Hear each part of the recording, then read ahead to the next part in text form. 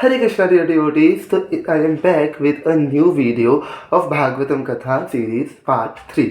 तो पिछले वीडियो में हमने देखा था व्यासदेव की निराशा और किस प्रकार उन्हें श्रीमद् भागवतम की रचना के लिए प्रेरणा मिली। ये पहला स्कंद था। अब यहाँ पर हम तीसरा पार्ट शुरू कर रहे हैं, जो कि है शुद्ध भक्तों के संग में कैसे दासी पुत्र आगे चलकर महर्षि नारद बना। पहला स्कंद और सातवां स्कंद। तो जैसा कि हमने पिछले वीडियो में देखा था कि जो नारद मुनि है वो अपने पिछले उनका जो पिछला जीवन था, पिछला जन्म था, उनके बारे में कुछ इतिहास सुनाने वाले थे। तो वो हम इस पार्ट में देखेंगे। तो हो सकता है ये वीडियो थोड़ी सी लंबी बने, तो जब आपके पास भरपूर समय हो तभी देखना है इस वीडियो को। ओके, तो लेट्स स्टार्ट। श्री नारद मुनि जी ने कहा, ब्रह्मा जी के पिछले दिन में मेरा जन्म एक साधारण सी दासी के घर हुआ था। मेरी माँ एक ब्राह्मण के गुरुकुल में रहा करती थी। एक समय वर्षा ऋतु के चतुर्मास के दौरान कुछ महान वैष्णव वहाँ आए और चूँकि मेरी माँ उनकी सेवा में नियुक्त थी, मुझे भी उन साधुओं की नीच सेवा करने का अवसर प्राप्त होने लगा। यद्यपि वे महान भक्ति वेदांती साधु समग्रष्ठी थे, उन्होंने मुझ पर विशेष अनुग्रह दिखाया। उस समय यद्यपि मैं छोटा बालक ही था, मैं आत्मा संयमित था, आवश्यकता से अधिक बातें नहीं करता था और अन्य बच्चों के समान खेलकूद तथा शरारत करने में मेरी कोई रुचि नहीं थी। एक दिन उनकी अनुमति लेकर मैंने उनके भोजन का उच्चिष्ट ग्रहण किया। इस कार्य से मेरे समस्त पाप नष्ट हो गए। उन महान साधुओं की सेवा से मेरे हृदय में भगवत भक्ति के प्रति आकर्षण जागृत होने लगा। उनके संग में मैं भगवान श्री कृष्ण की दिव्य मधुर लीलाओं को सुनने लगा। ध्यानपूर्वक नियमित श्रवण करने से इन विषयों के प्रति मेरी रुचि पग प्रति पग प्रगाढ़ होने लगी। और जब इन विषयों के प्रति मेरी रुचि अत्यंत गहरी हो गई, तो मैं निरंतर भगवान के विषय में सुनने के लिए आतुर रहने लगा। फलस्वरूप मेरे हृदय में रजोगुण और तमोगुण के प्रभाव नष्ट हो गए और मुझे अनुभव होने लगा कि अज्ञानता के कारण ही मैं अपने इस स्थूल और सूक्ष्म शरीर को आत्मा मान रहा था। मैं उन महान भक्तों का बहुत आदर करता था और अत्यंत शील व्यवहार करते हुए कठोरता से उनके निर्देशों का पालन करता था। वहाँ से प्रस्थान करते समय उन भक्ति वेदांतियों ने मुझे परम भगवान के संबंधित अत्यंत गोपनीय ज्ञान प्रदान किया। इस प्रकार मैंने उनसे प्रत्येक वस्तु को भगवान की सेवा में नियुक्त करने की कला सीखी, जिसका चरम लक्ष्य भगवान के परम धाम में उनका निजी सानिध्य प्राप्त करना है। क्या कई बार ऐसा नहीं होता कि जो वस्तु किसी रोग का कारण होती है, वही दूसरे तरीके से उपयोग में लाने से उसका निदान भी बन जाती है। तो यहाँ पे श्री नारद मुनि जी क्या कह रहे हैं कि ऐसी कोई वस्तु हो, क्योंकि यहाँ पे नारद मुनि क्या कह रहे हैं कि क्या कई बार ऐसा नहीं होता है कि जो वस्तु किसी रोग का वो कारण बनती है और दूसरे तरीके से उपयोग में लाने से उसका निदान भी बन जाती है। कैसा होता है? भक्ति की पद्धति का पालन करने तथा भगवान श्री कृष्ण की कृपा से धीरे धीरे मुझे सबसे पहले भगवान के दिव्य ज्ञान की अनुभूति हुई और फिर योग सिद्धियों तथा अंततः उनकी अंतरंग प्रेममयी सेवा के प्रति हुई। अब हे श्री व्यासदेव, मेरा निवेदन है कि तुम भगवान की लीलाओं का विस्तार पूर्वक वर्णन करो, क्योंकि इससे आज का पतित मानव समाज भौतिक जगत के दुखों से मुक्त हो जाएगा। अब यहाँ पे श्री नारद मुनि जी व्यासदेव को कह रहे हैं कि आप कथाएं करो, श्री कृष्ण की कथा करो, जिससे जो कलयुग का मनुष्य है वो समस्त पापों से मुक्त हो जाएगा। और आगे श्री व्यासदेव जी ने पूछा कि हे गुरुदेव, उन महान साधुओं के चले जाने के बाद आपने क्या किया? मतलब वो जो सेवा करते थे नारद मुनि साधुओं की, उनके चले जाने के बाद नारद मुनि ने क्या किया? उनके द्वारा दिव्य ज्ञान में दीक्षा प्राप्त करने के पश्चात आपने किस प्रकार अपना जीवन व्यतीत किया, किस प्रकार आपने अपना वह शरीर त्याग कर इस शरीर को प्राप्त किया। काल प्रत्येक वस्तु का संहार कर देता है, परंतु यह कैसे संभव हुआ कि आपको अभी तक ब्रह्मा जी के पिछले दिन के घटी घटनाओं का स्मरण है? श्री नारद मुनि जी ने उत्तर दिया कि उस समय मैं केवल 5 वर्ष का था और अपनी माँ की इकलौती संतान था। वह मुझसे अत्यंत प्रेम करती थी और हर संभव प्रकार से मेरी देखभाल करना चाहती थी, परंतु चूंकि वह स्वयं दूसरों पर आश्रित थी, वह मेरे लिए कुछ अधिक नहीं कर पाती थी। एक दिन संध्या समय गाय का दूध निकालने के लिए जाते समय उसे एक सांप ने डस लिया। नारद मुनि जी कह रहे हैं कि जब नारद मुनि जी की माँ जो है संध्या समय पे दूध निकालने जा रही थी गाय का, तो उनकी माता श्री को जो है एक सांप ने डस लिया था। तत्क्षण उसकी मृत्यु हो गई। मैंने इस घटना को भगवान की कृपा के रूप में देखा, क्योंकि मैं जानता था कि भगवान सदैव अपने भक्तों का परम हित चाहते हैं। यद्यपि उस समय मुझे अपने गांव से बाहर जाने का कोई अनुभव नहीं था, मैंने तुरंत अपना घर त्याग दिया और उत्तर दिशा की ओर निकल पड़ा। नाना शहरों, कस्बों, गांव, खेत खलिहानों, वनों, पर्वत तथा घाटियों से होता हुआ मैंने एक ऐसे घने जंगल में प्रवेश किया जो सर्पों, उल्लुओं तथा भेड़ियों से भरा था। चूँकि मैं भूखा प्यासा था, चूँकि मैं भूख प्यास तथा मानसिक एवं शारीरिक थकावट से त्रस्त था, वहाँ पहुँचकर मैंने एक सरोवर से जल पिया और स्नान करके तरोताज़ा हो गया। तत्पश्चात मैं निकट ही खड़े एक विशाल वट वृक्ष की छाया में बैठ गया और जिस प्रकार मेरे गुरुओं ने मुझे सिखाया था, मैं अपने हृदय में स्थित परमात्मा पर ध्यान करने लगा।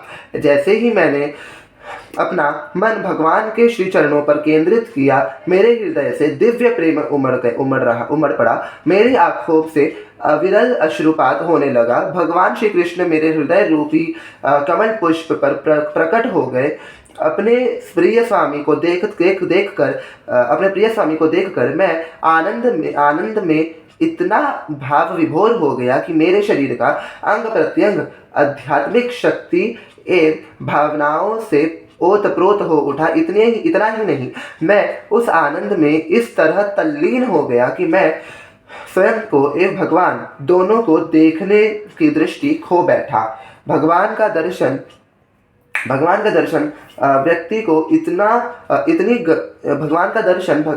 को इतनी गहरी संतुष्टि प्रदान करता है कि उसका वर्णन शब्दों की पहुँच से बाहर है। इसलिए दृष्टि से भगवान का दर्शन ओझल होने पर मेरा मन अत्यंत उद्ग्रीण हो उठा। मेरे मन को गहरा आघात पहुंचा। जिस वस्तु के लिए मैं इतने लंबे समय के लिए जिस वस्तु के लिए मैं इतने लंबे समय के लिए लालायित था, वह मुझे मिली, परंतु अगले ही क्षण खो गई। मैं बेचैन होकर पुनः भगवान का दर्शन पाना चाहता था। मैंने फिर से ध्यान लगाया, परंतु उनकी झलक प्राप्त करने के भरसक प्रयास करने पर भी मैं असफल रहा। मैं अत्यंत दुखी होकर गहन निराशा के गर्त में डूब गया।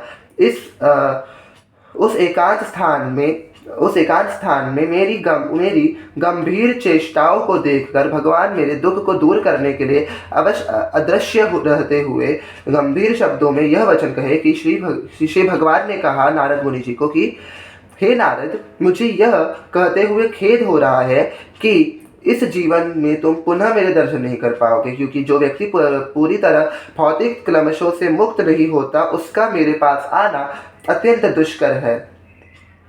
तुम्हारे ऊपर विशेष अनुग्रह करते हुए मैंने इसलिए तुम्हें अपनी छोटी सी झलक दिखाई, जिससे मुझे प्राप्त करने की तुम्हारी उत्कंठा और अधिक बढ़ जाए, और तब मुझे यथाशीघ्र प्राप्त करने की लालसा में तुम समस्त भौतिक इच्छाओं से मुक्त हो जाओ। मैं तुम्हें पूरा आश्वासन देता हूँ कि मेरी कृपा से न तुम्हारी भक्ति में कोई बाधा नहीं आएगी, और सुष्ट एवं प्रलय के बाद भी तुम्हारी स्मरण शक्ति यथावत बनी रहेगी। इस प्रकार इस घृणित भौतिक संसार को त्यागने के पश्चात तुम आध्यात्मिक जगत में मेरा संधेय प्राप्त करोगे। श्री नारद मुनि जी ने कहना जारी रखा। यह कहकर भगवान शांत हो गए। मतलब भगवान जो नारद मुनि जी है वो अपने शिष्य को कह रहे हैं, व्यासदेव जी को, कि ये कहकर भगवान शांत हो गए। उनके प्रति अगाध कृतज्ञता का अनुभव करते हुए मैंने उन्हें प्रणाम किया। तत्पश्चात मैं पूरी तरह संतुष्ट रहते हुए विनम्र तथा दोष रहित होकर संपूर्ण पृथ्वी का भ्रमण करने लगा। समस्त सामाजिक रीतियों की उपेक्षा करते हुए मैं भगवान के पवित्र नामों तथा उनकी महिमाओं का निरंतर गान करने लगा। समय बीतता गया और कुछ समय पश्चात भगवान का स्मरण करते करते हुए मेरी भेंट मृत्यु से हुई। उस समय तक मैं समस्त भौतिक आसक्तियों से मुक्त हो चुका था। तत्क्षण मुझे एक ऐसा दिव्य देह प्राप्त हुआ जो भगवान के पार्षदों के लिए उपयुक्त होता है। पुराने शरीर की मृत्यु तथा नए शरीर के प्रति एक साथ उसी प्रकार हुई जिस प्रकार आकाश में बिजली और गड़गड़ाहट एक साथ दोनों होती है। ब्रह्मा जी के दिन की समाप्ति पर जब भगवान नारायण प्रलय के जल में लेटे थे, उस समय मैं ब्रह्मा जी तथा भौतिक तत्वों के साथ ही भगवान की श्वास से उनके शरीर के भीतर प्रविष्ट हो गया। वहाँ ब्रह्मा जी ने गर्भोदक्षिणाएं विष्णु के रात्रि काल समाप्त होने तक विश्राम किया, जो 4 युगों के 1000 चक्र जितनी अवधि का होता है। तत्पश्चात मैं ब्रह्मा जी के पुत्र रूप में अन्य ऋषि महर्षियों के साथ प्रकट हुआ, परंतु मेरा प्राकट्य उन सब से अलग पूरी तरह दिव्य था। भगवान विष्णु की अतिशय कृपा के कारण मैं उस समय से समस्त भौतिक एवं आध्यात्मिक जगतों से निर्भ्रात भ्रमण करने लगा, और भ्रमण करते समय मैं भगवान श्री कृष्ण द्वारा दी गई इस वीणा पर सतत उनकी महिमाओं का गान करता रहता हूँ। जैसे ही मैं भगवान की दिव्य महिमाओं का गायन आरंभ करता हूँ, वे तत्क्षण आकर मेरे हृदय रूपी आसन पर विराजमान हो जाते हैं, मानो उनका आवाहन किया गया हो। हे व्यास, अब मैं तुम्हें अपने प्रत्यक्ष अनुभव बताता हूँ। इस संसार की पीड़ित जीवात्माओं को अज्ञानता के दुख भरे सागर से पार ले जाने का केवल एक ही मार्ग है कि उन्हें भगवान के पवित्र नाम तथा लीलाओं के निरंतर कीर्तन रूपी नौका में सवार कर दिया जाए। अर्थात यदि आपको कलयुग से छुटकारा पाना है, इस कलयुग से, इस माया रूपी संसार से छुटकारा पाना है, तो श्रवणम, कीर्तनम, दास्यम, साख्यम, पाद सेवनम, सभी 12 प्रकार की भक्ति आपको करनी पड़ेगी। अगर इतना नहीं हो पा रहा है तो एटलीस्ट भगवान के नामों का कीर्तन करें, श्रवण करें, भगवान के बारे में जाने, भागवतम पढ़े या सुने, जिस प्रकार मैं भी सुना रहा हूँ। तो ये नारद मुनि जी स्वयं भागवतम में कह रहे हैं। आगे भगवान नारद मुनि जी कहते हैं कि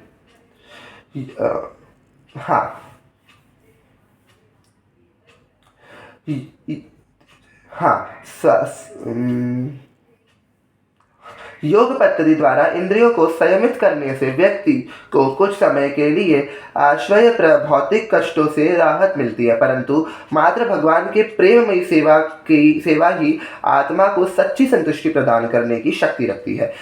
यह कहकर नारद मुनि ने अपनी वीणा बजाते हुए आकर्षक मार्ग द्वारा वहां से प्रस्थान किया। तब श्रील व्यासदेव जी सरस्वती नदी के पश्चिमी तट पर बैठ गए। शुद्धिकरण के लिए जल का स्पर्श करते हुए उन्होंने अपने निष्पाप मन को भगवान पर केंद्रित कर लिया। ध्यान अवस्था में उन्होंने भगवान को देखा और साथ ही उन्होंने उनके पीछे जल रही उनकी बहिरंगा माया को भी देखा, जो पूरी तरह से उनके नियंत्रण में थी। उस बहिरंगा शक्ति द्वारा निर्मित माया को केवल भक्ति योग की विधि द्वारा ही नष्ट किया जा सकता है। अर्थात जब तक आप भक्ति नहीं करोगे तब तक ये जो माया है, जब तक ये जो अटैचमेंट है, मेरा मेरा मेरा है, जो भौतिक संसार में जो चल रहा है ना, मेरी चीज़ मेरा है मेरा है मेरा है, कुछ मेरा नहीं है, सब भगवान का है। तो ये जो मेरा शब्द है ना, इसी में माया छुपी हुई है। तो जब तक ये माया, इस मेरा शब्द को जब तक आप ख़त्म नहीं कर लेते तब तक माया आपको जकड़ी रहेगी। और माया कैसे ख़त्म होगी? जो माया का जो अटैचमेंट है, मेरा है, आसक्ति है जो, ये कैसे ख़त्म होगी? ये ख़त्म होगी भक्ति योग से। कर्म योग तो बहुत इंपॉर्टेंट है, कर्म योग तो करना है, पर कर्म योग करना कैसे? भक्ति योग में रह के, अर्थात अपना हर कर्म ईश्वर को समर्पित करना है। अब अपना हर कर्म जब ईश्वर को समर्पित करोगे तो अपने आप वो कर्म भक्ति में परिवर्तित हो जाएगा। और चूंकि जन सामान्य उस विधि से अनजान था, श्री व्यासदेव जी ने महान ग्रंथ श्रीमद् भागवतम की रचना की। इस अद्भुत ग्रंथ के श्रवण मात्र से तत्क्षण हृदय से भगवान श्री कृष्ण के प्रति दिव्य प्रेम भक्ति अंकुरित हो जाती है और शोक, मोह तथा भय रूपी अग्नि का पूर्णतः शमन कर देती है, अर्थात नष्ट हो जाती है। सभी शोक नष्ट हो जाता है, डर सब खत्म हो जाता है, भय खत्म हो जाता है। रहता है तो सिर्फ दिव्य आनंद, अनुभूति होती है तो सिर्फ भक्ति की। ब्रह्मा जी के पूर्व कल्पों में नारद मुनि उपब्रह्मण नाम के एक गंधर्व थे। उनका मुख अत्यंत सुंदर तथा शरीर आकर्षक था और इसलिए अन्य सब गंधर्व उनका अत्यधिक सम्मान करते थे। जब उपब्रह्मण सुंदर पुष्पों की मालाओं तथा चंदन के लेप से सुसज्जित होकर सभा में आता था तो स्त्रियां मंत्रमुग्ध हो जाती थी। परिणाम स्वरूप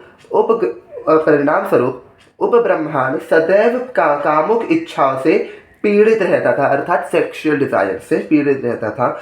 और चूंकि वह स्त्रियों के लिए अत्यंत आकर्षित था, उनका जीवन रंग रैलियों और भोग विलास भरा था। अर्थात जो स्त्रियाँ थी वो बहुत कामुक थी, मतलब कि स्त्रियों का, और साथ में